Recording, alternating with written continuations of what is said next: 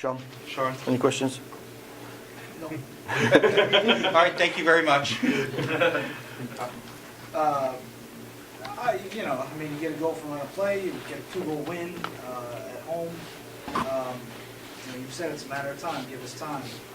Did we see, what we were waiting on, I guess, tonight? Obviously, win is a win. I think defensively we played a pretty solid game against a very good team.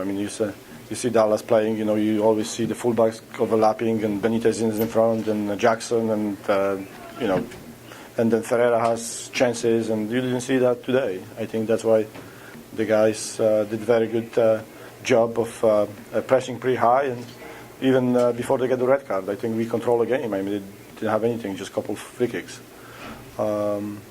Obviously, we would like to play a little bit more better in front. Obviously, we have to hold the ball a little bit longer and then get the midfielders involved a little bit more. But overall, I was happy with the performance. How much did the man advantage change your game plan in the second half? We just put an extra forward on the field. We put Emilio on the field and trying to put a little bit more pressure on the defenders, and especially on the crosses. So that's why we did. Would you have liked to have seen that second goal come a little sooner than it did? Just to have the cushion. Yeah, obviously, we would like to score more goals, obviously, but we had a couple chances before. But I think, sometimes it's tough to play in man advantage because you think, that everything is going to fall your way. And I think, with a man advantage, you have to play even harder. You have to, punish the team for playing with a man down. So at some point, we gave a little bit momentum to Dallas. I think they were playing long balls, and like I said, they had a little bit momentum. But in the end, we controlled the game again, and we created probably numerous of chances in the end, and we finally scored one. Can you talk about Renteria's impact on the game? And it certainly appeared that the game changed once he came in the second half.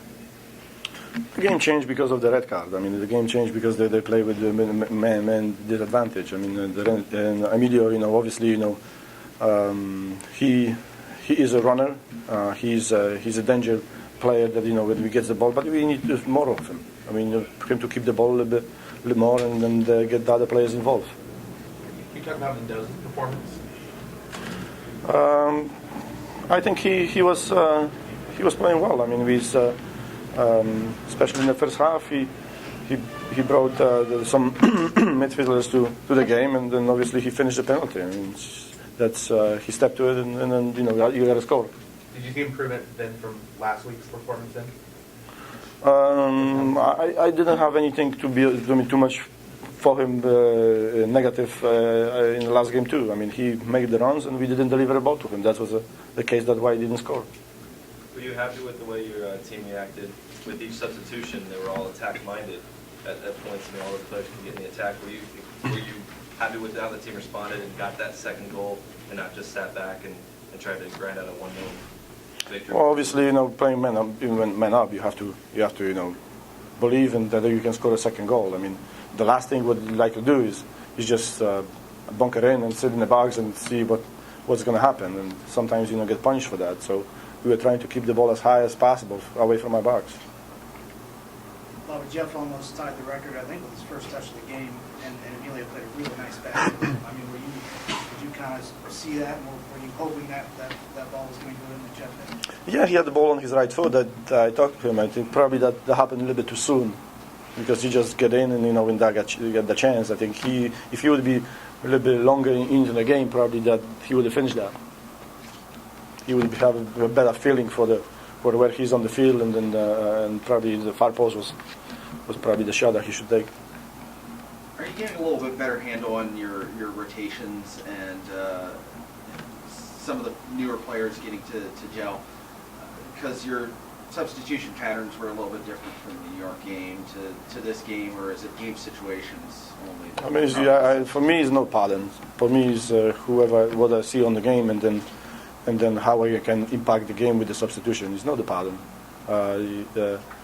So sometimes we're going to see one sub, but sometimes you're going to see two subs, sometimes three. But obviously today was important to put all offensive players on the field. is Roosmeer, you know, he looked a little bit more like that big, tough box-to-box guy that you've been wanting for quite a while. I mean, did you see some of the things that you've been wanting out of the guy playing that position tonight? Yeah, I mean, he was pretty effective, to be honest with you. He was a good spacing, good communication, and understanding with Burns. We had to sacrifice one player because we had to put the forward on the field, playing with the men up. So that's why, you know, unfortunately for the Giant, that was him. All right. Well, thank you. Thanks, Robert.